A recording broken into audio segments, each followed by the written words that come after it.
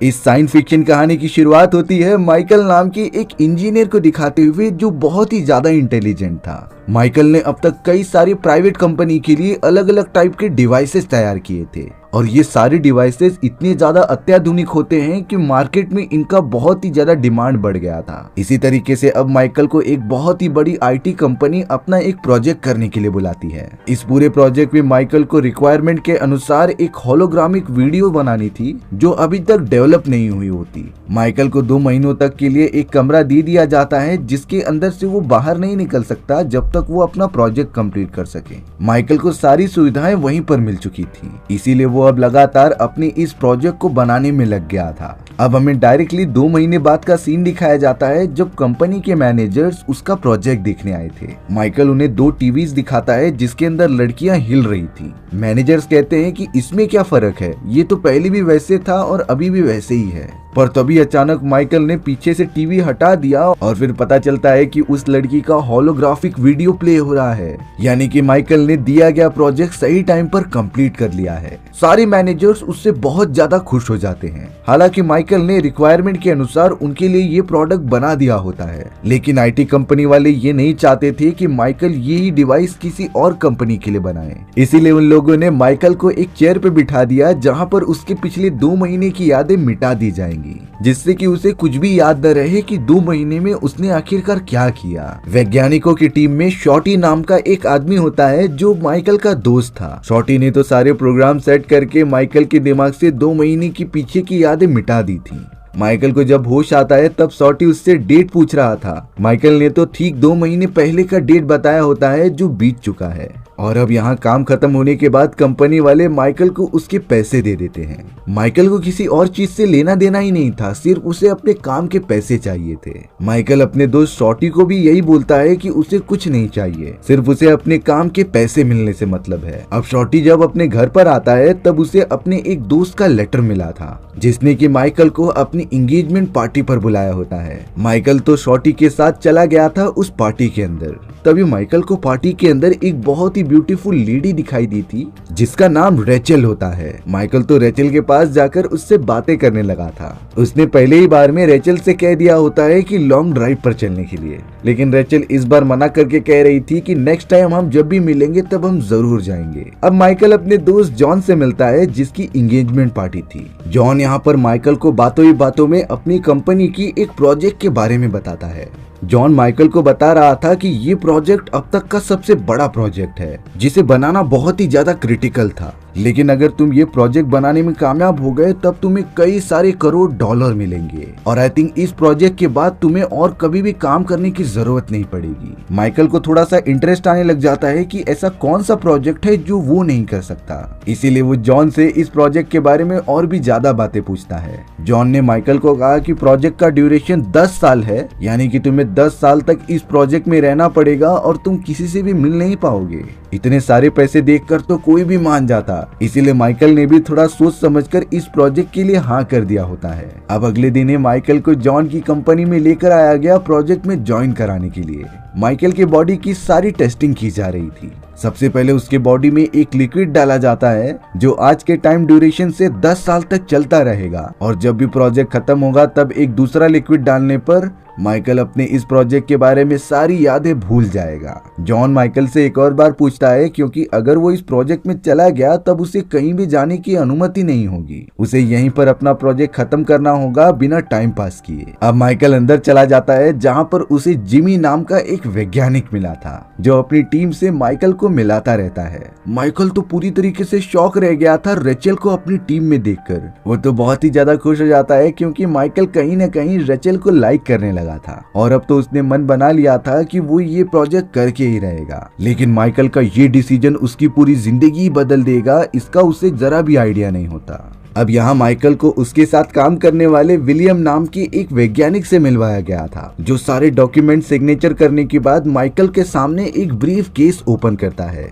Briefcase के अंदर से तो काफी चमकदार रोशनी निकल रही थी जिसे माइकल ठीक से देख नहीं पाता और ये सीन यहीं पर कट हो जाता है। कुछ देर बाद जब माइकल होश में आया तब उसने नोटिस किया कि जॉन ने उसे दूसरा इंजेक्शन लगा दिया है जिससे कि माइकल अपनी सारी यादें भूल जाएगा। जॉन माइकल को कह रहा था कि पूरे 10 साल बीत चुके हैं और हमारा प्रोजेक्ट भी खत्म हो चुका है। तुम्हें अब पिछले 10 साल की कोई बातें याद नहीं रहेंगी, इसीलिए तुम सिर्फ घर पर जाओ और अपना अकाउंट चेक करो। सारे पैसे तुम्हारे अकाउंट में ट्रांसफर हो चुके हैं। माइकल को कुछ समझ ही नहीं रहा था क्योंकि वो सारी चीजें भूल चुका होता है। फिलहाल तो वो अपने घर पर पहुंचा और तुरंत ही अकाउंट चेक किया, तब अकाउंट में उसे कई मिलियन डॉलर्स मिलते हैं जिसकी मदद से अब माइकल एकदम लग्जरियस लाइफ जी सकता था। पैसे मिलने के बाद माइकल बहुत ज्यादा खुश होता है। अब अगले दिन माइकल बैंक में अपने पैसों को निकालने चला गया होता है, पर चेक करने के बाद एक एम्प्लॉय ने माइकल को बताया कि आपके सारे पैसे डोनेट कर दिए गए हैं और उन्हें आपने ही डोनेट किया था।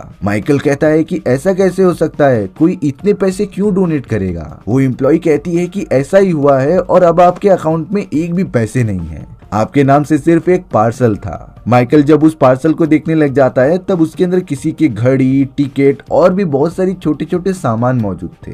माइकल को तो नहीं पता चलता कि आखिर ये सारी चीजें किसने भेजी हैं और ये क्या है। इसीलिए वो लेडीज एम्प्लॉय से बात करता है कि प्लीज आप चेक करो, कुछ गड़बड़ी हुई है, मुझे अपने पैसे चाहिए किसी भी हालत में। अब वो एम्प्लॉय माइकल को बाहर बैठने के लिए कहती है जिससे कि वो चेक कर सके, पर कुछ ही देर के अंदर अंदर वहाँ पुलिस आ गई थी और माइकल को पकड़कर हिरासत में ले लेती है। पुलिस वाले माइकल से पूछताछ कर रहे थे कि आखिर तुम्हारे पास इतने सारे पैसे आए कहां से थे। तब जाकर माइकल बताता है कि मुझे एक सीक्रेट प्रोजेक्ट असाइन किया गया था, लेकिन उन लोगों ने मेरी सारी यादें मिटा दी। प्रोजेक्ट को कंप्लीट करने के बाद मुझे ये सारे पैसे मिले, लेकिन पुलिस वालों को माइकल पर अभी भी शक हो रहा था। वो माइकल को उसी की कंपनी का एक केस बताते हैं जिसमें विलियम नाम का वैज्ञानिक मेन रोल प्ले कर रहा था। उन्हें पता चला होता है कि विलियम एक सीक्रेट प्रोजेक्ट पर काम कर रहा है जो पूरी तरीके से इल्लीगल है, लेकिन हाल ही में न्यूज मिली थी कि विलियम ने सुसाइड करके अपनी जान दे दी है और अब ये सारी चीजें पूरी तरीके से मिस्ट्री बनकर रह चुकी थी।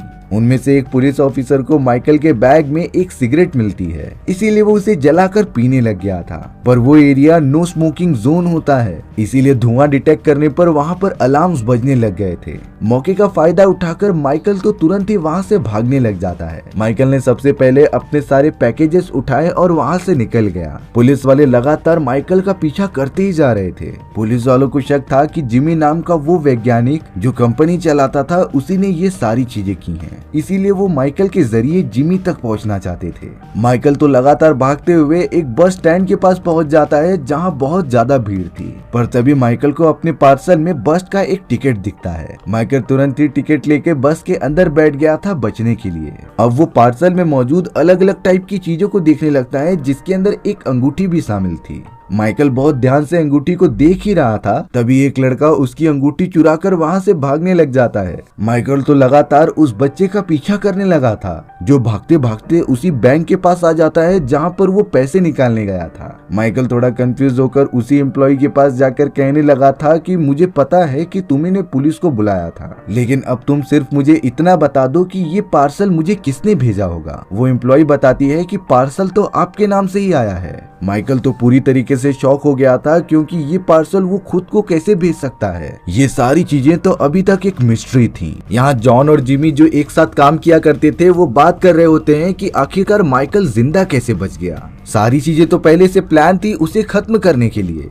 ये बातें जिनी और जॉन दोनों को ही नहीं समझ में आ रही थी, पर जब जॉन माइकल द्वारा बनाई गई मशीन को एक्टिवेट कर रहा था तो वो पूरी तरीके से खराब हो चुकी थी, जैसे कि किसी ने उसके अंदर टेक्निकल इश्यू डाल के डीएक्टिवेट कर दिया हो। वहीं दूसरी तरफ अब हम माइकल को देखते हैं जो पार्सल में मिली हुई सारी चीजों को बाहर निकाल कर चेक कर रहा था। उसमें से कुछ चीजें तो माइकल के काम की थी, लेकिन बाकी चीजें एकदम बेकार होती हैं। माइकल नहीं समझ पाता कि आखिर ये पार्सल वो खुद को ही कैसे भेज सकता है। अब यहाँ कुछ पूछताछ करने के लिए माइकल अपने दोस्त शॉर्टी को बुलाता है। वो दोनों दोनों एक रेस्टोरेंट में मिलकर कुछ बातें करने लगे थे। माइकल यहाँ शॉर्टी से पूछता है कि आखिर विलियम, जिसकी अभी रिसेंटली मौत हो चुकी है, वो किस तरीके के प्रोजेक्ट पर काम कर रहा था। शॉर्टी बताता है कि विलियम शायद से किसी डिवाइस को बनाने की कोशिश कर रहा था, लेकिन शायद वो उससे बना नहीं और उसने सुसाइड कर लिया। तभी अचानक माइकल की नजर टीवी पर चल रहे एक लॉटरी शो पर जाती है, जिसके बम्पर लॉटरी का नंबर रिवील किया जा रहा था। माइकल तो यहाँ पूरी तरीके से शॉक हो जाता है, क्योंकि पार्सल के अंदर वो सारे नंबर सेम टू सेम लिखे हुए थे।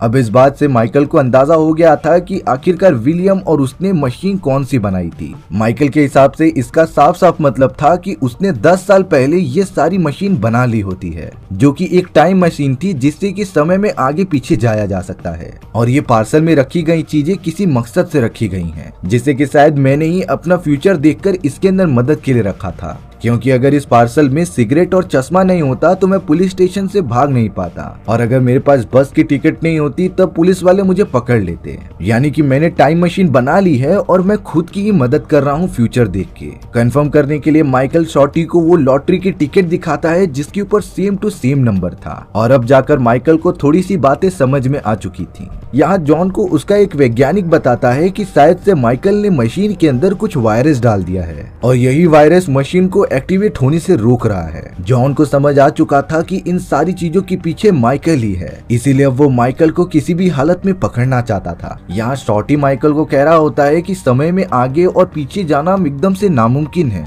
माइकल तो उसका जवाब देते हुए कह रहा था कि हाँ, भले ही ये टेक्नोलॉजी मौजूद नहीं है, लेकिन मैंने पिछले 10 सालों में जिसकी यादें मेरे दिमाग से मिटा दी गई हैं, उतने समय में टाइम मशीन बना के यूज भी कर ली थी। और शायद मैंने देखा होगा कि फ्यूचर में मेरी जान को खतरा है, इसीलिए मैंने उसका सारा इंतजाम पहले ही करके रखा था, जैसे कि ये सारे पार्सल मिलना जिसे कि मैंने ही भेजा है फ्यूचर से। तभी माइकल को जॉन दिखाई देता है, जो अपने सारे लोगों के साथ आ चुका था उसे पकड़ने के लिए। माइकल तुरंत इस शॉर्टी को यहाँ से भागने के लिए कह रहा था और वो खुद जॉन से लड़ाई करने चला जाता है, पर उन सभी के पास तो गन मौजूद थी। इसीलिए माइकल सबसे पहले अपनी जान बचाकर एक टनल में आ जाता है जहाँ पर रेलवे ट्रैक मौजूद थी। अब उसके सामने जिमी मौजूद था, जिसने कि माइकल को गन पॉइंट पर ले लिया होता है। यानी कि जॉन और जिमी दोनों एक दूसरे से मिले हुए थे, जिन्होंने माइकल की काबिलियत का फायदा उठाया और उससे टाइम मशीन बनवा ली। अब अचानक माइकल को ट्रेन की आवाज सुनाई देती है, क्योंकि लिटरली ट्रेन बहुत ही ज्यादा स्पीड में उनकी तरफ बढ़ रही थी। माइकल तो लगातार ट्रेन की दूसरी तरफ भागने लगा था, लेकिन टनल इतनी ज्यादा लंबी थी कि वो सही समय पर बाहर नहीं निकल पाएगा। इसीलिए अब माइकल ने अपने पार्सल के अंदर से एक छोटा सा पिन निकाला और उसकी मदद से ट्रेन के सिस्टम्स का शॉर्ट सर्किट कर दिया। लकीली वो ट्रेन थोड़ी देर के अंदर ही अंदर रुक जाती है। माइकल तो तुरंत ही उन सभी लोगों से बचते हुए वापस अपने घर पर चला आया। अब तो पुलिस डिपार्टमेंट वालों को भी माइकल के टाइम मशीन के बारे में पता चल चुका होता है कि इस डिवाइस की मदद से फ्यूचर और पास्ट में जाया जा सकता है। पुलिस डिपार्टमेंट का हेड कह रहा था कि अगर ये मशीन हमारे पास आ जाएगी, हम इसकी मदद से शहर में सारे क्राइम्स को रोक सकते थे। इसीलिए पुलिस वालों का भी इंटरेस्ट टाइम मशीन की तरफ बढ़ने लगता है। वहाँ माइकल जब सो रहा था तभी उसे एक विजन आता है, जिसमें कि एक गोली उसे डायरेक्टली आकर लगती है। ये डरावना सपना देखते ही माइकल उठ गया था। अब माइकल को पार्सल के अंदर एक रेस्टोरेंट का नाम मिला था, जिन लोगों को वो कॉल करके पूछ रहा होता है कि क्या मैंने कोई रजिस्ट्रेशन किया था यहाँ पर।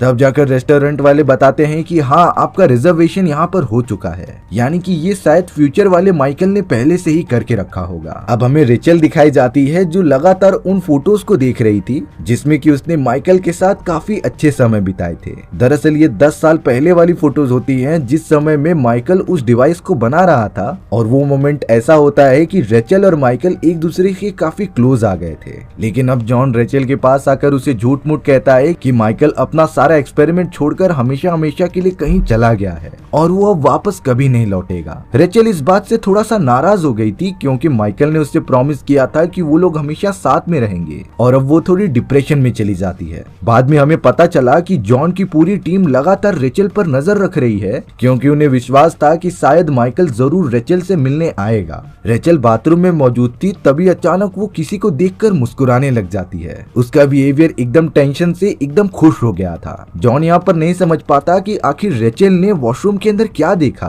रेचल तो अब नए नए कपड़े पहनकर किसी से मिलने बाहर निकल गई थी। जॉन ने जब उसके वॉशरूम में जाकर देखा तब माइकल ने वहाँ पर मैसेज लिखा होता है कि तुम इस रेस्टोरेंट में आ जाओ इतने बजे, और रेचल जरूर माइकल से ही मिलने जा रही है। इसीलिए अब जॉन ने जल्द से जल्द रिसर्च करके रेचल जैसे ही एक डुप्लीकेट को पता किया और उसे रेचल के पहुंचने से पहले माइकल के पास उस रेस्टोरेंट में भेजा। रेचल की डुप्लीकेट को जॉन ईयरफोन्स की मदद से लगातार कमांड प्रोवाइड कर रहा होता है, जिससे कि वो माइकल के बारे में सारी जानकारी इकट्ठा कर सके। माइकल भी डुप्लीकेट रेचल को पहचान नहीं पा रहा था। अब यहाँ जॉन को ये तो आइडिया हो जाता है कि शायद फ्यूचर वाला माइकल इसकी मदद कर रहा है, इसीलिए उसने रेचल को कह दिया कि तुम माइकल की उस पैकेट में से कोई भी एक चीज अपने पास रख लो, जिससे कि माइकल के बचने की सारी गणित एकदम से फ्लॉप हो जाएगी। रेचल माइकल से एक सामान ले भी लेती है, पर तभी माइकल ने नोटिस कर लिया था कि शायद ये तो उसकी रेचल है ही नहीं।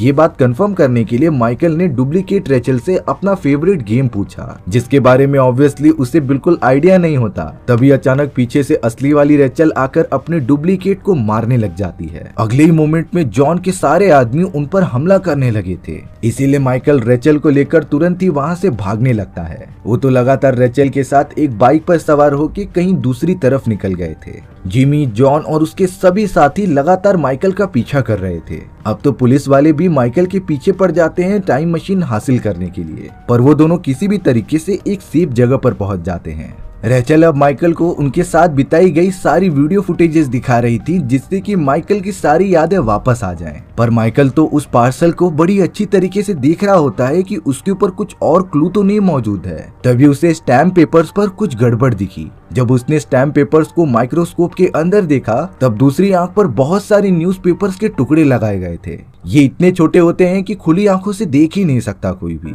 माइकल को वो सारी न्यूज़पेपर पढ़ने के बाद जाकर पता चला कि उसकी बनाई गई टाइम मशीन से कई सारे दंगे फसाद होंगे। आगे चलकर सभी देश इस टाइम मशीन के लिए एक दूसरे के ऊपर हमला करेंगे और फिर तीसरा विश्व युद्ध चालू हो जाएगा। माइकल को इतना तो अंदाजा हो जाता है कि सारी चीजें टाइम मशीन की वजह से हो रही हैं, इसीलिए अब उन्हें किसी भी हालत में टाइम मशीन को डिस्ट्रॉय करना ही होगा। माइकल और रेचल प्लान बनाते हैं कि वो जॉन की लेबोरेटरी में जाकर उस मशीन को डिस्ट्रॉय कर देंगे, इसीलिए वो दोनों लगातार जॉन की कंपनी की तरफ बढ़ने लगते हैं। पुलिस की पूरी डिपार्टमेंट भी लगातार माइकल के ऊपर नजर रखी हुई थी, क्योंकि जब माइकल मशीन के पास जाएगा तब वो सारे लोग मशीन को जब्त कर ले। अब जॉन की टीम को यहाँ पर पता चल जाता है कि माइकल और रेचल उसकी कंपनी में आ चुके हैं। जॉन तो यही चाहता था कि माइकल टाइम मशीन के पास आ जाए और उसे जल्द से जल्द ठीक कर दे, उसके बाद वो माइकल और रेचल को मरवा देगा। वहीं दूसरी तरफ माइकल रेचल बचते बचाते कैसे भी उस सेक्शन में आ जाते हैं जहां पर टाइम मशीन रखी हुई थी। पर माइकल सोचता है कि आखिरकार यहां पर सिक्योरिटी क्यों नहीं है, यानी कि दाल में जरूर कुछ काला है। माइकल ने उस चैम्बर का सिक्योरिटी सिस्टम हैक करके वहां के दरवाजे लॉक कर दिए थे, जिससे कि बाहर का कोई भी आदमी अंदर नहीं आ सकता।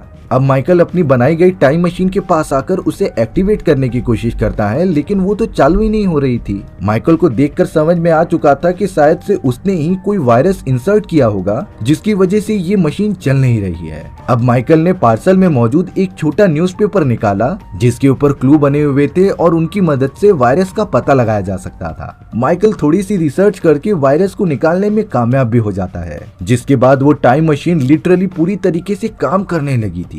यहाँ जॉन और जिमी को ये बात पता चलने पर कि टाइम मशीन ठीक हो चुकी है, वो अपने आदमियों को आदेश देता है कि रेचल और माइकल को जान से मार दिया जाए। यहाँ माइकल अपनी बनाई गई टाइम मशीन को डिस्ट्रॉय करने से पहले एक बार अपना फ्यूचर देखता है, जिसमें दिखाया जा रहा था कि कुछ ही घंटों में माइकल को गोली लगने की वजह से उसकी मौत हो जाएगी। माइकल तुरंत ही टाइम मशीन को बंद करता है और रेचल को दिलासा देता है कि ऐसा जरूरी नहीं है कि फ्यूचर हमेशा सही होगा। यहाँ जॉन के सभी आदमी दरवाजा खोलने की कोशिश कर रहे थे, लेकिन दरवाजा लॉक होने के कारण वो तो उसे तोड़ने लग जाते हैं। माइकल और रेचल तो वेंटिलेशन एरिया से बाहर निकलकर वहां से जाने की कोशिश कर रहे थे, पर तभी जॉन और उसके आदमियों ने तो माइकल को देख लिया होता है। उन लोगों में लगातार हाथापाई होने लगी थी। दरवाजा खुलने के बाद तो जॉन और जिमी बारी बारी जाकर अपना फ्यूचर देख रहे थे। जॉन तो अब आ गया था माइकल को जान से मारने के लिए, लेकिन जिमी लगातार अपना फ्यूचर देखता ही रहता है। अब यहाँ जॉन माइकल के ऊपर बंदूक तान कर कह रहा था कि मैंने तुम्हारा फ्यूचर देख लिया है,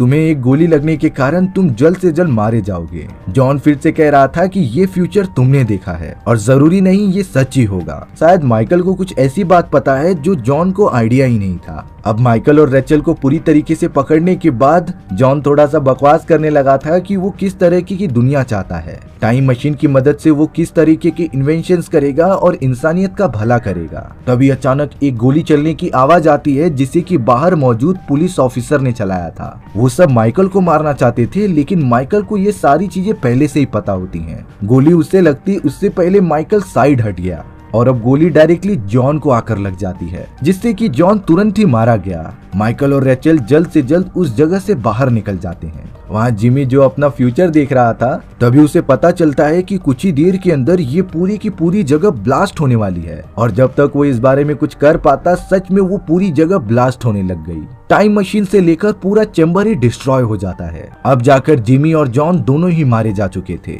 माइकल जानबूझकर पता नहीं क्यों अपनी एक घड़ी वहीं छोड़ देता है और रेचल के साथ जल्द से जल्द चला जाता है। थोड़ी देर में पुलिस डिपार्टमेंट के सभी लोग धमाके वाली जगह पर आकर छानबीन करने लगे थे। तभी उनमें से एक ऑफिसर को माइकल की टूटी हुई घड़ी मिलती है, जिसे कि उसने बिना बताए अपनी जेब में रख लिया था। अब हमें यहाँ कई महीनों बाद का सीन दिखाया जा रहा था, जहाँ पर माइकल और रेचल एक साथ जिंदगी गुजारने लगते हैं। दोनों बहुत ही ज्यादा खुश थे। यहाँ रेचल के कहने पर शॉर्टी उसके घर जाकर दो बहुत ही प्यारे पंछियों के पिंजड़े को लेकर आता है, जिसे कि रेचल बहुत ही ज्यादा पसंद करती थी। लेकिन यहाँ माइकल को कुछ याद आ रहा था उन पंछियों के पिंजड़े को देखकर। वो कह रहा होता है कि जरूर मैंने इन पंछियों के पिंजड़ों के साथ कुछ तो किया था, क्योंकि मुझे पता होता है कि ये पिंजड़े कहीं भी नहीं जाने वाले। जब माइकल ने पक्षियों के पिंजड़े को अच्छे से चेक किया, तब उसके अंदर सच में $90 मिलियन का जैकपॉट चेक होता है, जो कि शायद माइकल ने ही यहाँ पर रखा होगा। यानी कि इसके बाद उन्हें कुछ भी कमाने धमाने की कोई जरूरत ही नहीं पड़ती।